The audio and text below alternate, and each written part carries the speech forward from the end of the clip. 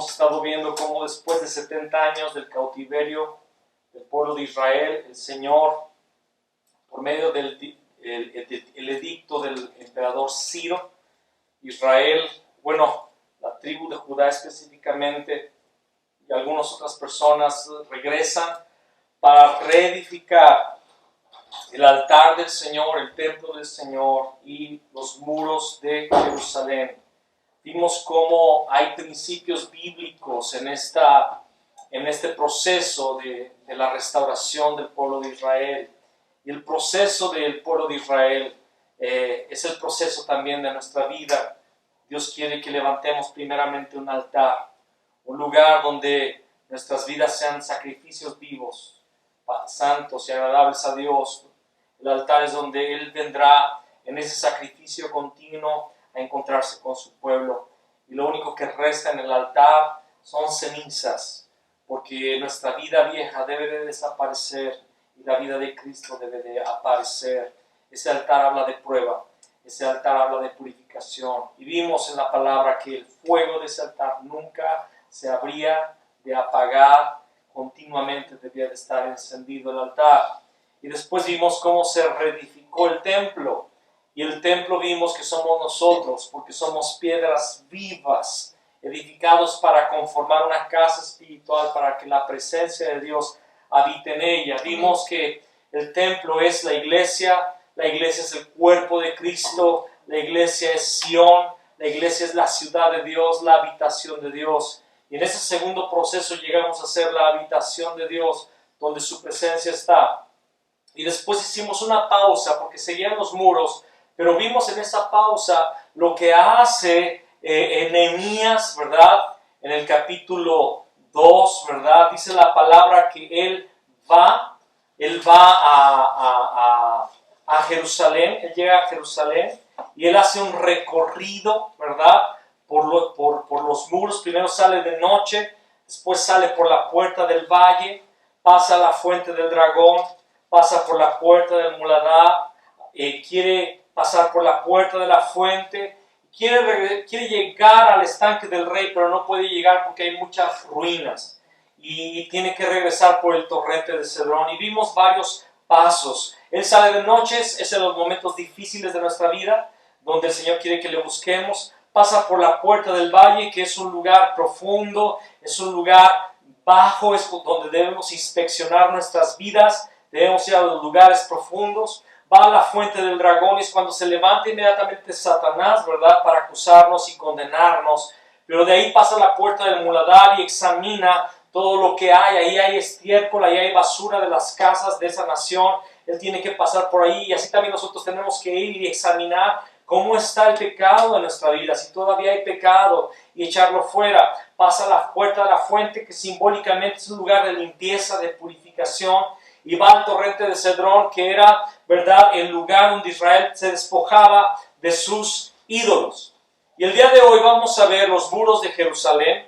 No sé si me voy a tomar toda la hora, espero no tomármela toda, porque a lo mejor los muros de Jerusalén lo vamos a hablar en dos partes, o a lo mejor en una, tal vez pueda correr. Pero yo te invito a que me acompañes a Nehemías capítulo 2, versículo 17 al 20.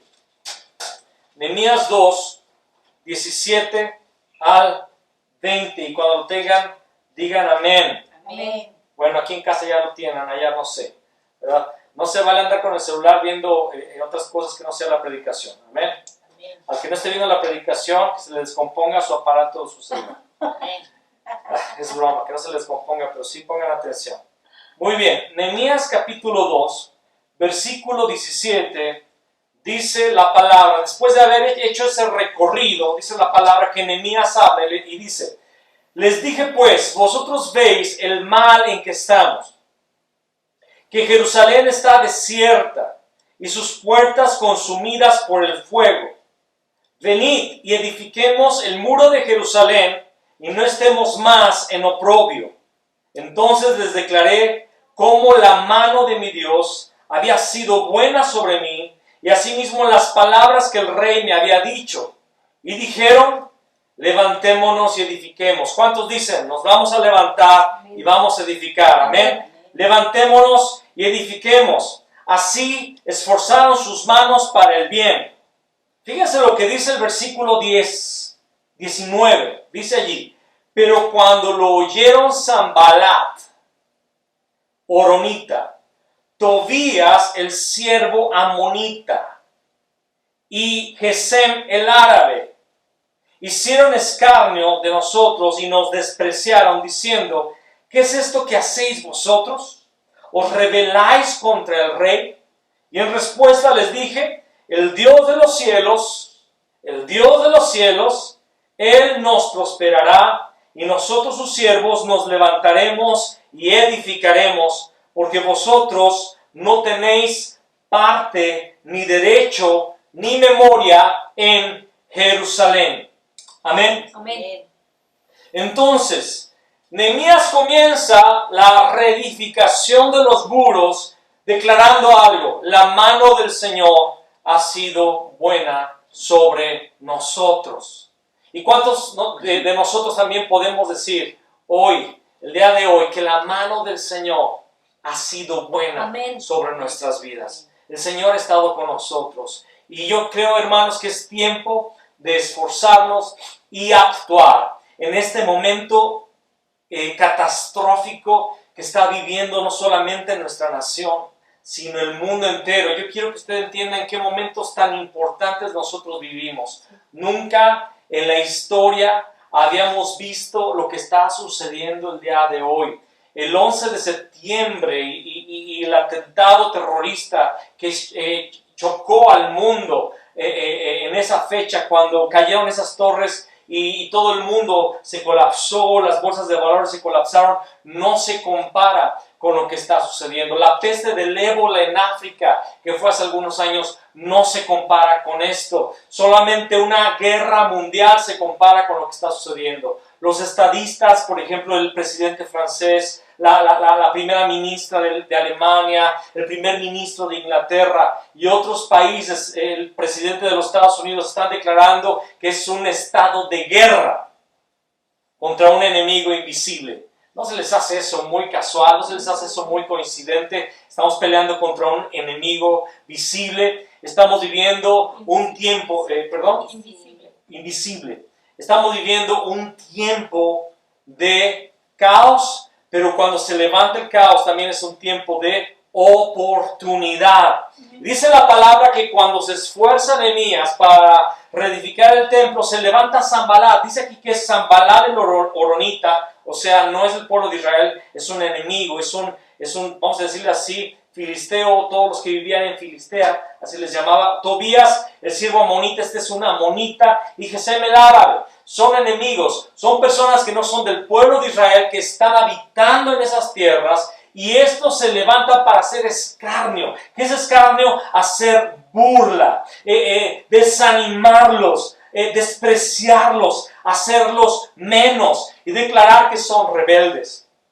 Yo te quiero decir, Gesem el árabe, Tobías y todos ellos son un grupo de personas que son un tipo y una figura también de la adversidad de Satanás, del imperio de Satanás. Sanbalat, de hecho, significa fuerza.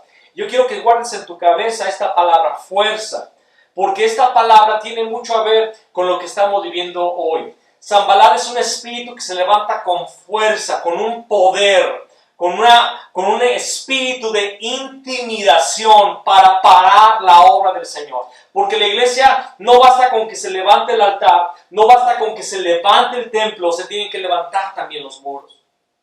Amén. Si nos quedamos solamente en el altar, una relación con Dios, se echa todo a perder, porque hemos sido llamados a ser el cuerpo de Cristo, la iglesia, estar juntos. Pero si nada más nos quedamos como iglesia juntos y no hacemos nada para levantar los muros, y vamos a ver de aquí a poco, ¿qué son los muros? Tampoco hemos terminado la obra. En los días de Elías, él hizo algo de parte del Señor y fuego del cielo fue la señal para respaldar la reforma que Dios estaba trayendo a Israel a través de Elías y para hacer caer el imperio de Baal y de Acera. Pero Elías no terminó la obra porque se acobardó y salió huyendo. Dios tuvo que levantar a Eliseo, a Jehú, ¿verdad? El día de hoy también nosotros tenemos que entender que necesitamos levantar los muros. Sanballat, siempre que se quiera levantar los muros, se levanta el adversario con una fuerza contraria. Lo voy a repetir. Siempre que se quiera levantar los muros, se levantará el adversario con una fuerza contraria. Hay una oposición directa a la obra del Señor.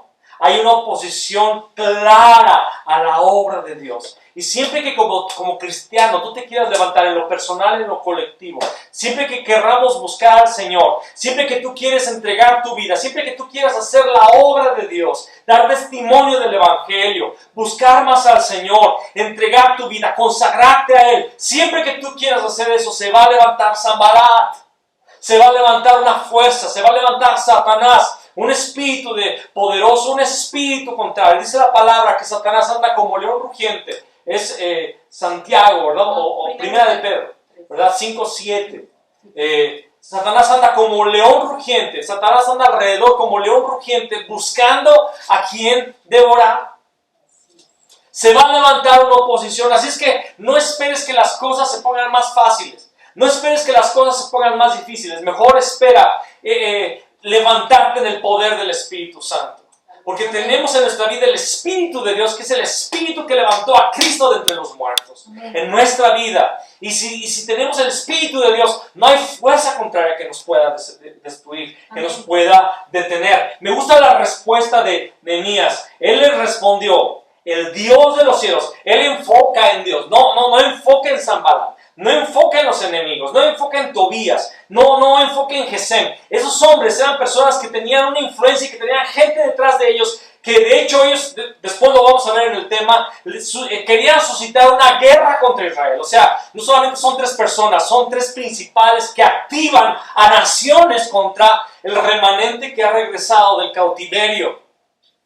Pero Nehemías no se enfoca en los adversarios, él dice, el Dios de los cielos. Recuerda lo que dice Hebreos, puesto los ojos en Jesús, amén, el autor y consumador de la fe. Tenemos que poner nuestros ojos en el Señor y en lo que Él nos ha dicho, en lo que Él nos ha mandado y reconocer que no estamos trabajando en nuestra fuerza, no estamos trabajando en un ánimo, estamos trabajando y caminando en la palabra de Dios. Cuando caminamos en la palabra de Dios, no hay fuerza que nos pueda detener. Amén. Y Nehemías dice, el Dios de los cielos, Él nos prosperará.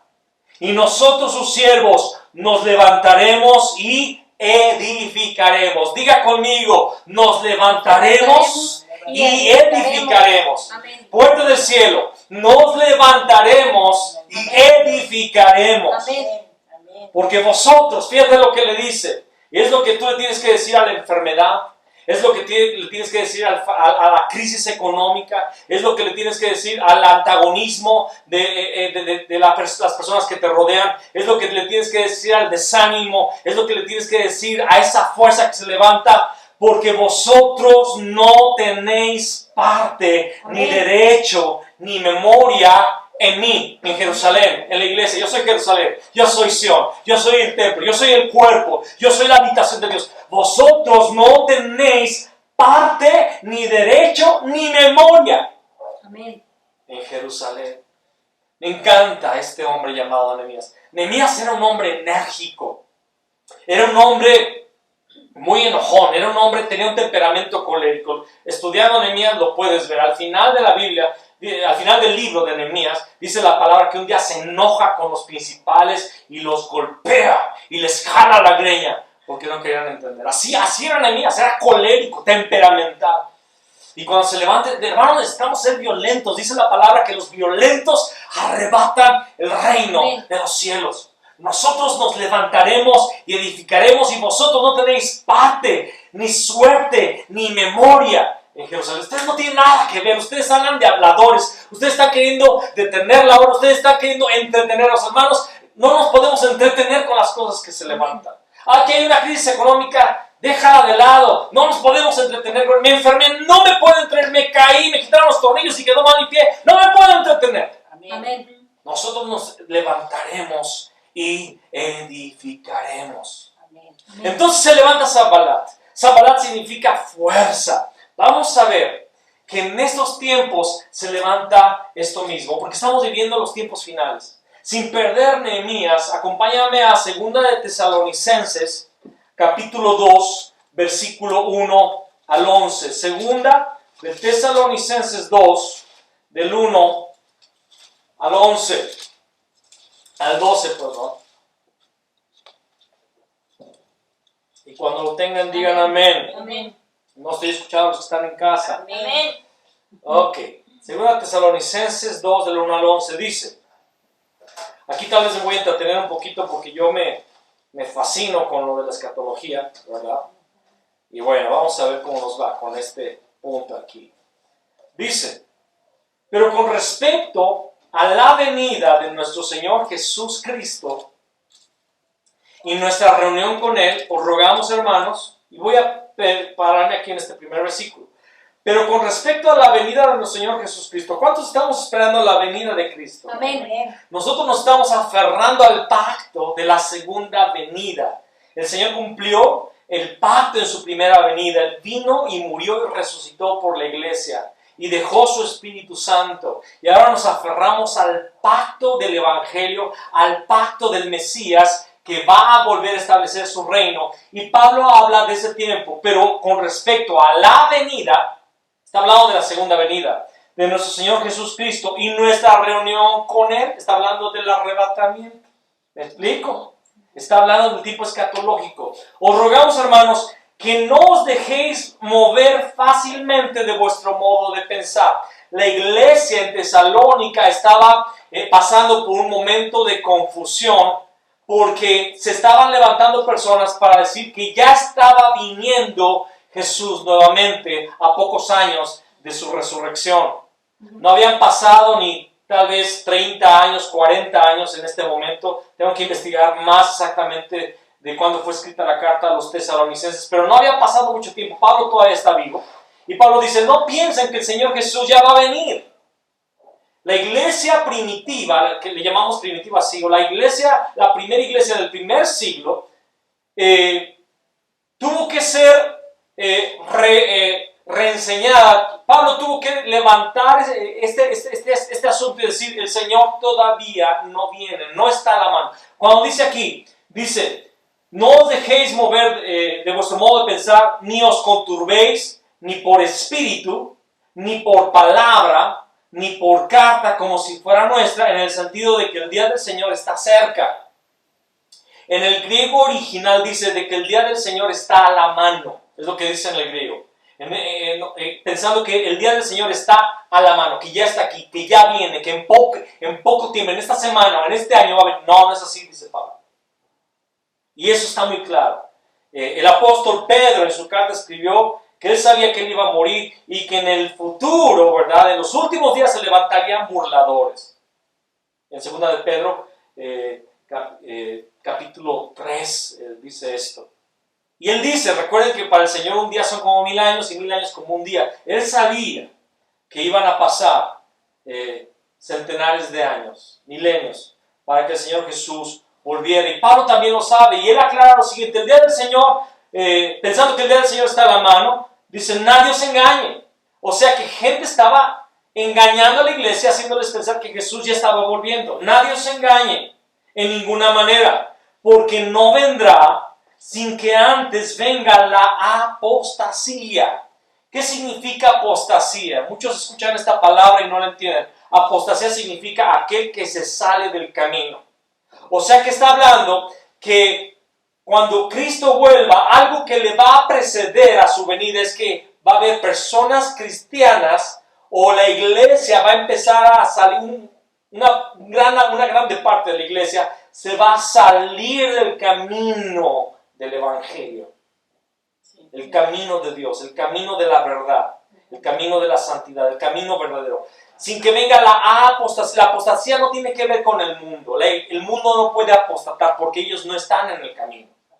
Ellos son el mundo. Ellos son el reino de Satanás. Ellos están bajo el yugo de esclavitud. La apostasía es una manifestación dentro de la iglesia. Y lo vamos a explicar. Sin que antes venga la apostasía y se manifieste. Aquí dice que se va a manifestar alguien. ¿Quién se va a manifestar? El hombre de pecado, el hijo de perdición. Yo quiero que también guarden en su mente estas dos palabras. El hijo, ¿verdad? Dice aquí el hombre de pecado, el hijo de perdición. Esta porción, este pasaje se ha interpretado como a un anticristo que se va a levantar y se va a sentar en un templo físico que supuestamente se va a construir en Jerusalén en el tiempo del fin. Pero como ya lo vimos, ¿verdad? El templo es la iglesia. Sí. El templo es la iglesia. Lo dice 1 Pedro capítulo 2, versículo 9. Piedras vivas, edificados para ser el templo de Dios, la habitación de Dios. Nosotros, físicamente, este es el templo del Espíritu. Mi cuerpo es el templo del Espíritu. Pero todos juntos somos piedras vivas y conformamos el templo espiritual. Entonces dice aquí, en el siguiente versículo, que este hombre de pecado, este hijo de perdición, el cual se opone y se levanta contra todo lo que se llama Dios y es objeto de culto, tanto que se sienta en el templo de Dios como Dios, haciéndose pasar por Dios. Y en la imaginación colectiva de la iglesia, a partir de hace 70 años más o menos, esto comenzó a suceder en los 50, se levantó una teología escatológica diciendo que el anticristo se va a levantar y se va a sentar en el templo de Dios como Dios, haciendo milagros y todo esto. Pero es una mala interpretación. Se relaciona con Daniel capítulo 12 también este pasaje, con el rey del norte que viene y levanta sus tiendas palacianas entre el mar grande y entre los dos mares, ¿verdad? Y realmente hay dos eventos, uno físico, político, mientras que hay un evento espiritual. Entonces siempre que hay un evento político hay un movimiento espiritual. Pero este hijo este hombre de pecado, hijo de perdición, no es una persona. Sí es el espíritu del anticristo, pero vamos a ver que Juan escribió en su primera carta que se han levantado muchos anticristos. No hay un anticristo, es un espíritu que se opone a Cristo. Zambalá. Es una fuerza. Y vamos a ver que es lo mismo, es el mismo espíritu. No hay nada nuevo debajo del sol, dijo Salomón, ¿verdad? Dice, el cual se opone y se levanta contra todo lo que se llama Dios. ¿Qué hacía Zambalá, Tobías y Gesem? Se estaban oponiendo a Dios. ¿Amén? Sí. Dice, a todo lo que se llama Dios o es objeto de culto, tanto que se sienta en el templo de Dios. ¿Qué es sentarse en el templo de Dios? Es que está dentro de la iglesia.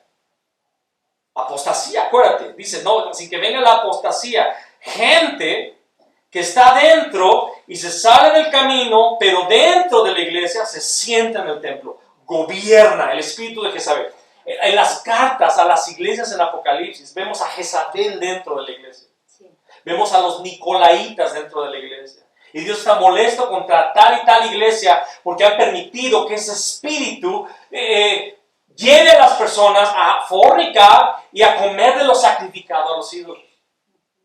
Han permitido que Balaam entre dentro de la iglesia. Balaam, que se entregó por el amor al dinero.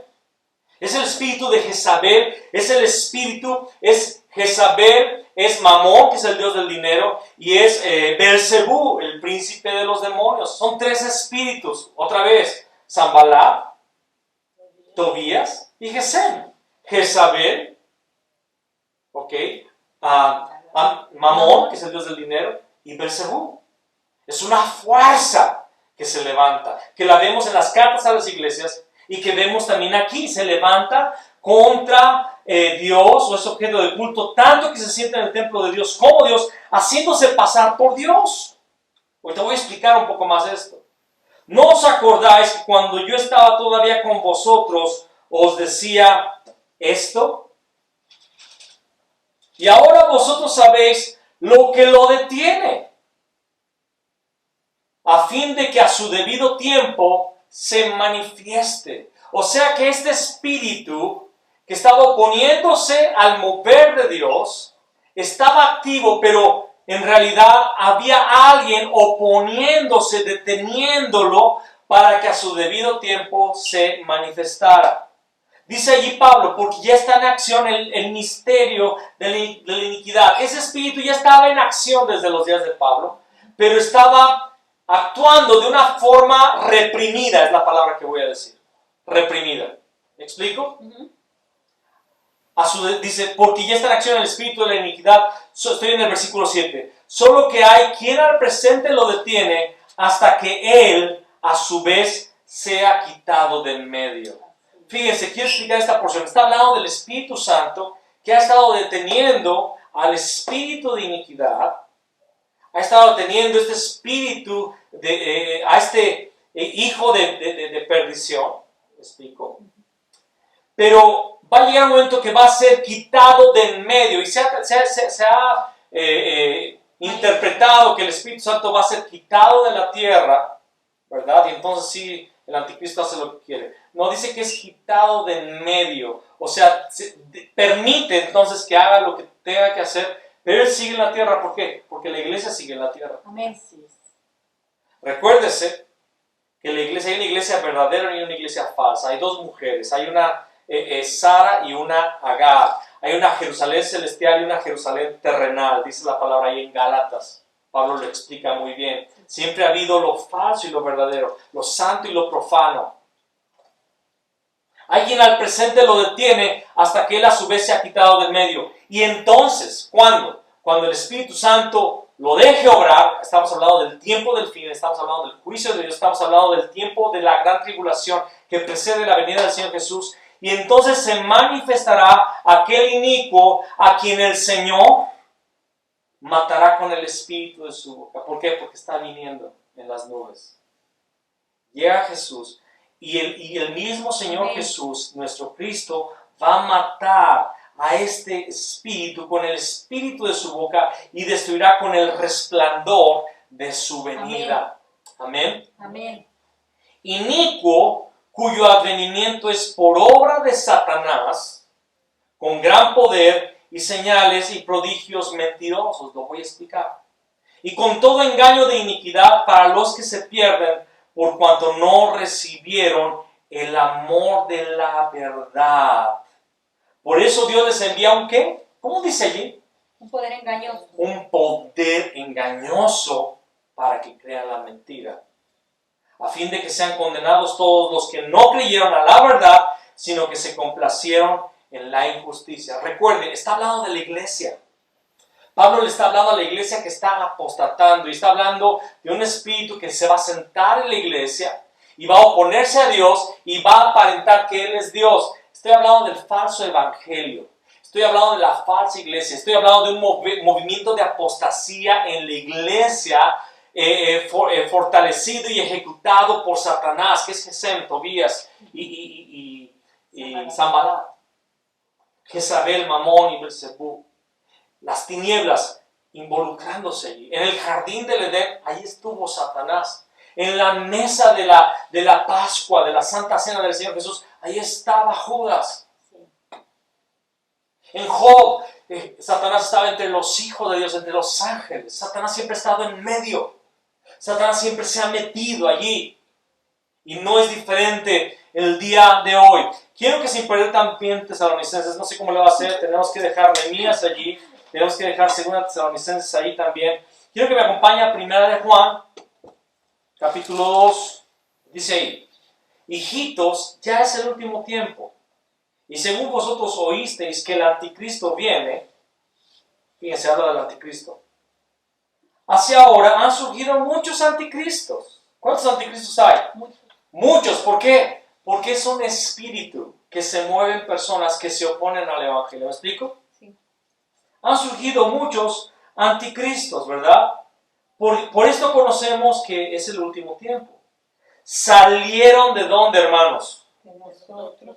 No vienen de Roma, como algunos dicen, no vienen de los pueblos árabes, salieron de nosotros. Y fíjese que es en plural, son varios, son muchos. Salieron de nosotros, pero no eran de nosotros. Porque si hubiesen sido de nosotros, habrían, ¿qué? Permanecido con nosotros. Pero salieron para que se manifieste que no todos son de nosotros. Hermanitos, no todos son de nosotros. No porque cargan una Biblia y salen en la televisión y tienen iglesias, no significa que sean de nosotros. No todo lo que brille es oro. No todos los que dicen Jesús, no todos los que dicen Señor son del pueblo de Dios. Mateo 7, muchos me dirán aquel día, Señor, Señor, pero Él va a decir, nunca os conocí. Nunca tuve una relación personal, nunca fueron de mí, nunca estuvimos juntos. Tenías la palabra en mi boca, pero yo no era tu Señor. Y ellos van a ir al fuego eterno. Salieron de nosotros, pero no eran de nosotros, porque si hubiesen sido de nosotros, habrían permanecido con nosotros, pero salieron para que se manifieste que no todos son de nosotros. Pero vosotros tenéis la unción del Santo. ¿Qué es la unción? Es el Espíritu, ¿verdad? Y conocéis todas las cosas. No os he escrito como si ignoraseis la verdad, sino porque la conocéis y porque ninguna mentira procede de la verdad. ¿Quién es el mentiroso? Sino el que niega que Jesús es el Cristo. Este es ¿qué? Anticristo. ¿De qué está hablando? Los que se oponen al verdadero evangelio. Sí. Este espíritu, este hombre de perdición, ¿cómo dice allí en 2 Tesalonicenses? Hijo de pecado. Hombre de pecado, hijo de perdición, gracias. Hombre de pecado, este hijo de perdición, son personas que estaban en la iglesia y que empiezan a apostatar y empiezan a dar un falso evangelio y empiezan a hacer señales y prodigios, porque hay señales, hay prodigios, hay una manifestación de poder y parece ser Dios, pero es un espíritu de iniquidad. Eso es grave y eso es serio. Y niegan que Jesús es el Cristo. Claro que no lo van a hacer así desfachatadamente, pero se oponen. Dice, este es anticristo, el que niega al Padre y al Hijo. Y dice el versículo 23, todo aquel que niega al Hijo tampoco tiene al Padre. El que confiesa al Hijo tiene también al Padre. Amén. Entonces, hermanos, el apóstol Juan nos dijo que se levantarían muchos anticristos. ¿Y qué es este hijo de perdición? ¿Qué significa este hijo de perdición? Lo vamos a ver ahorita más adelante, pero quiero regresar a 2 Tesalonicenses, donde dice que Dios, lo que lo detiene, se quita del medio, se manifiesta ese espíritu inmundo, y dice en el versículo 9, inicuo cuya venida es por obra de Satanás. Satanás quiere introducir en la iglesia este espíritu con gran poder, señales y prodigios mentirosos. Si hoy día hay muchas iglesias, muchos movimientos que presumen poder, señales y prodigios, y creen que eso es firma y que eso autentifica que Dios está con ellos. Pero hermanos, aquí está diciendo todo lo contrario, que es por obra de Satanás. Mucho cuidado, no se deje llevar por milagros, no se deje llevar por señales, no se deje llevar por prodigios, déjese llevar por el Evangelio de Cristo. Amén. Por la palabra de Dios. Amén. Verdades inmutables, que aunque no veamos milagros, que aunque no veamos cosas que nos gustarían a nosotros, yo quisiera un milagro sobre mi cuerpo en este tiempo, pero si no lo veo no importa, yo estoy en el Evangelio. Amén. Claro que oramos, claro que habrá señales para los que creen. Amén. Lo creemos, hermanos, creemos en las sanidades, creemos en el mover del Espíritu, pero hay algo que parece el Evangelio, que no es Evangelio, como dice Gálatas capítulo 1, versículo 6 en adelante, que es llamado anatema todo aquello. Entonces dice, con todo poder y señales y prodigios mentirosos y con todo engaño de iniquidad para los que se pierden por cuanto no recibieron el amor de la verdad para ser salvos. Lo que más necesitamos es el amor de la verdad, es el amor de Cristo habitando en nuestros corazones. Amén. Para ser salvos. No queremos recibir dinero, no queremos recibir propiedades, no queremos un milagro, no queremos que si tuve fracaso financiero, ahora quiero ver un milagro y ser rico, tener varios carros, tener una sanidad de un cáncer y que esto y que aquello. No es lo que estamos buscando, lo que estamos buscando es a Cristo. Amén. Y la salvación de las almas. Amén. Y el retorno a la presencia de Dios de un Amén. mundo que está separado. Ese es el amor de la verdad. Amén. Hermanos, todos los apóstoles murieron en persecución y en pobreza. Todos los hombres de Dios, no solamente de los apóstoles, sino de la iglesia primitiva, fueron perseguidos. Lo dice el libro de Hebreos. Vivieron en cavernas, se vistieron con pieles de animales, andaban de aquí para allá errantes, pero estaban buscando una patria celestial. Amén. A través de la historia, personas ricas murieron pobres porque lo dieron todo por el Evangelio. Sí. Y hay historias de grandes hombres y mujeres de Dios que no buscaban la fama, que no buscaban el respeto de la sociedad, buscaban a Cristo. Esas personas recibieron el amor de la verdad y fueron salvos y son personas preciosas. Su sangre fue derramada y es vista como semilla preciosa de redención en la tierra. Amén. Y esta iglesia que empieza a apostatar se pierde porque no recibió el amor de la verdad para ser salvos. Y dice el versículo 11, ponga atención. Por esto Dios les envía un poder engañoso, una fuerza, Sanballat, Tobías y Gesem. Un poder engañoso. Para que crean la mentira. A fin de que sean condenados todos los que no creyeron en la verdad, sino que se complacieron en la injusticia. Hermanos, yo he estado viendo, me tocó ver hace poquito, me metí a una página de Facebook y apareció un contacto mío de una iglesia que yo amo. Y veo que esta iglesia lo que pone en su Facebook es que la iglesia va a tener una noche de fiesta celebrando el Halloween. Y tienen alabanza, todos vestidos y disfrazados de Halloween. Dice aquí, a fin de que sean condenados todos los que no creyeron a la verdad, sino que se complacieron en la injusticia. Una iglesia que se complace en la injusticia, una iglesia que quiere hacer una mezcla, como en los días de Aarón, que edificó un becerro de oro y dijo, hagamos fiesta a Jehová, una mezcla. Baal y Jehová, lo mismo, juntos. Pecado dentro de la iglesia, apostasía. Y cuando vi esta página me dio mucho dolor. Hermanos, quiero repetir, amamos a todo tipo de pecador, Amén. pero no amamos su pecado. Amén. Amamos a las personas, Amén. pero esperamos que ellos vengan a la verdad y se despojen de su pecado, porque la palabra dice que el precio del pecado, la paga del pecado es la muerte. Y no importa que tú estés dentro de la iglesia, si tú sigues viviendo encadenado al pecado, vas a morir espiritualmente. Dios envía un poder engañoso para que no crean a la verdad, sino que crean a la mentira, a fin de que sean condenados todos los que no creyeron a la verdad, sino que se complacieron en la injusticia.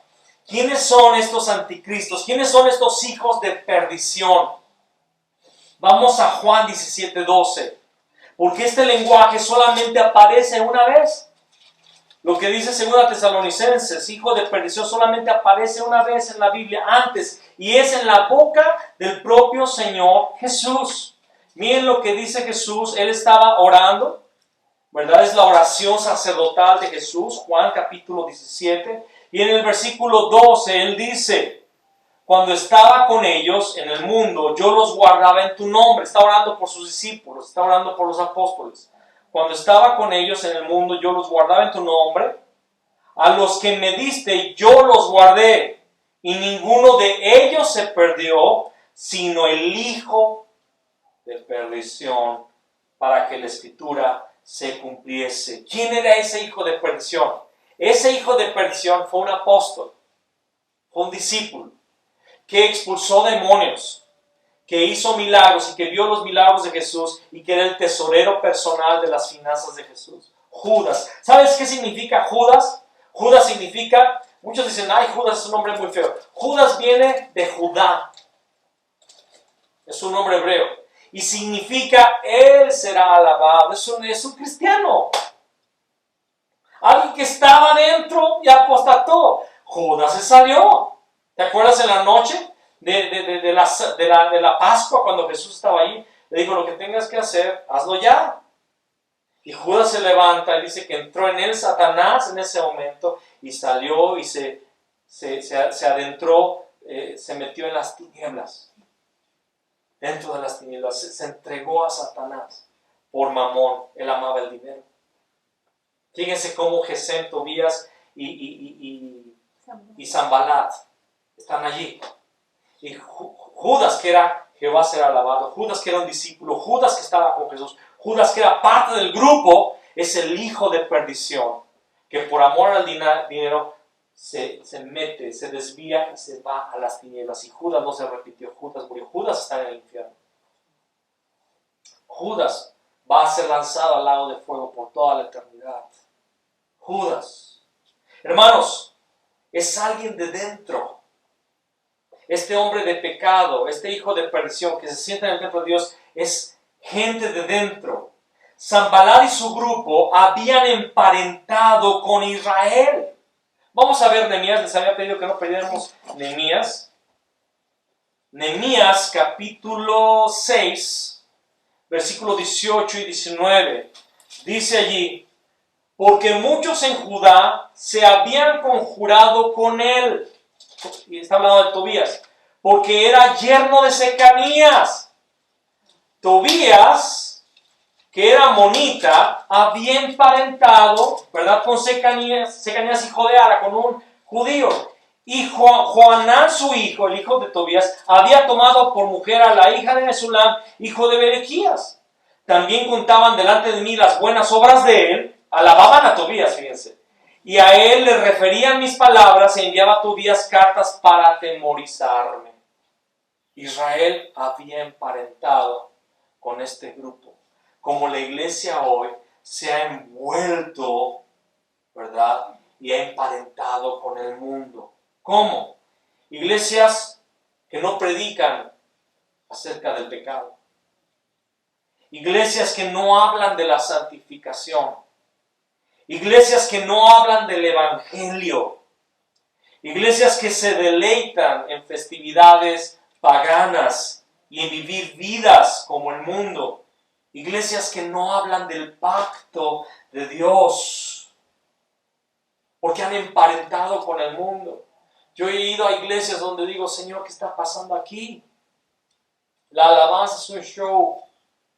La conferencia nacional aquí donde yo era intérprete. Y una señorita que subió a cantar con minifalda en una tarima altísima. ¿Ustedes creen que los jóvenes estaban pudiendo adorar? Jóvenes que solamente están promocionándose y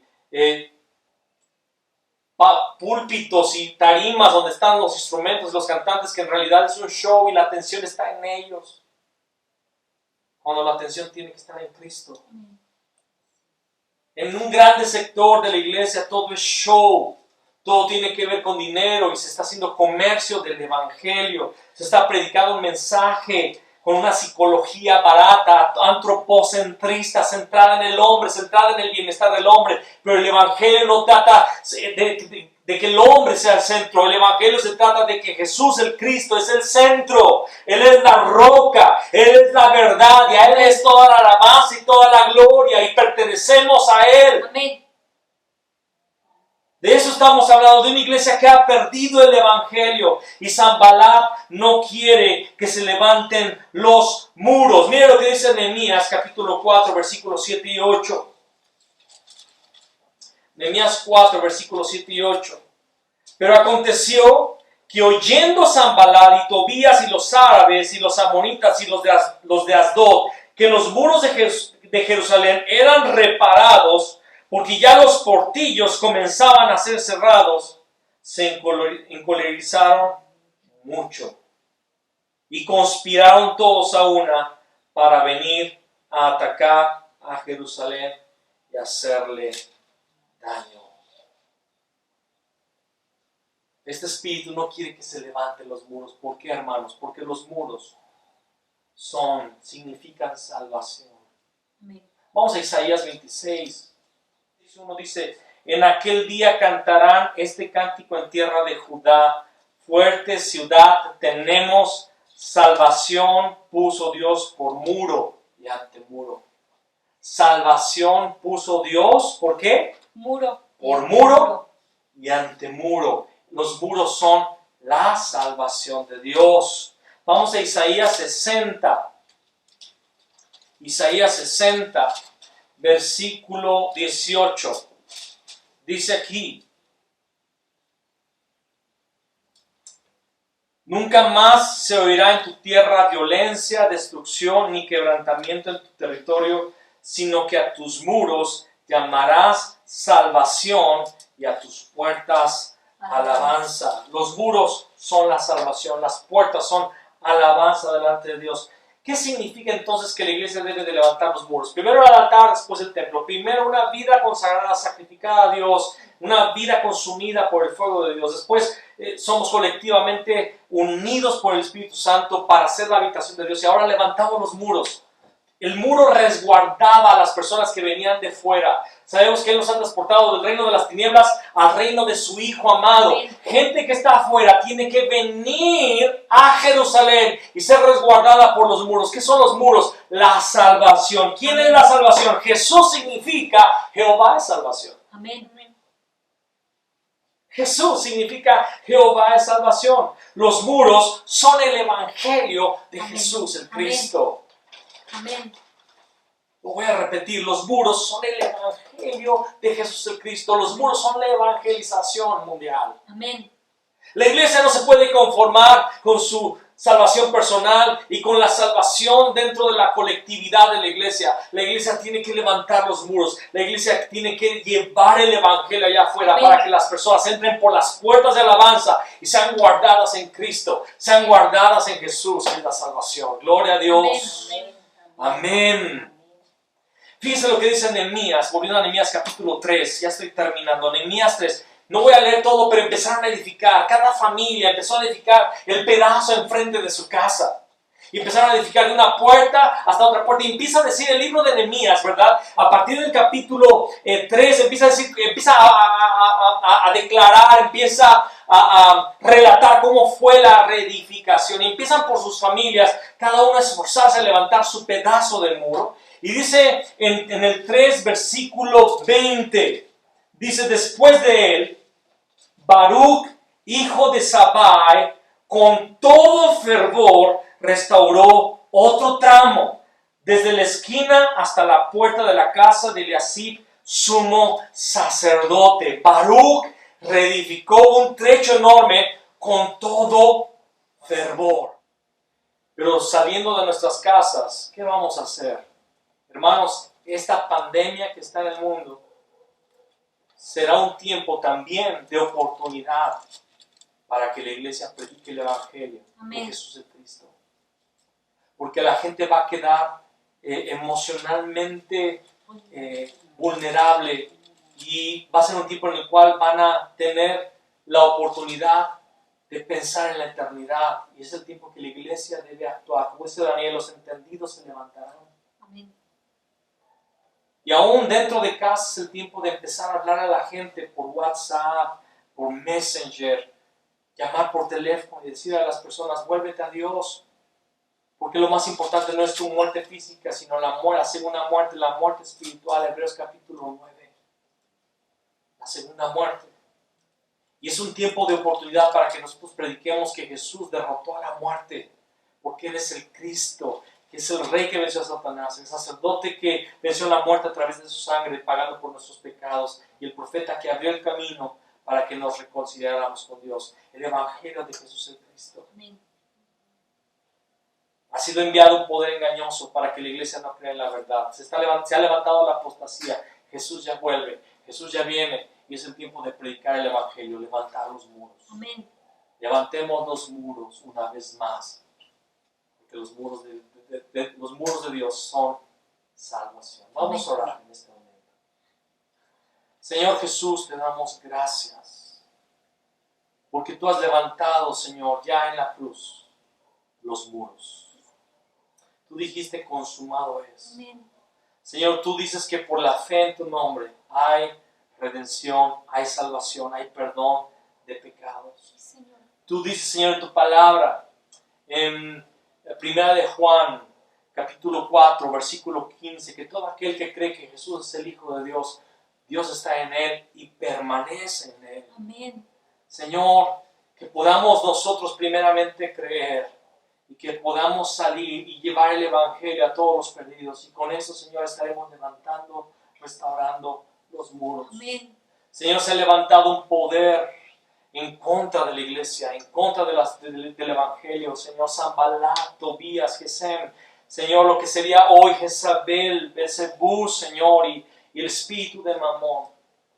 Se ha introducido en la iglesia para oponerse al Evangelio con todo tipo de señales mentirosas y de prodigios. Se levanta contra ti, se levanta contra el Evangelio, pero nosotros nos levantamos y edificamos. Amén. En el poder de Cristo Jesús. Amén. Y declaramos que Jesús es el Cristo, Amén. el único camino para llegar.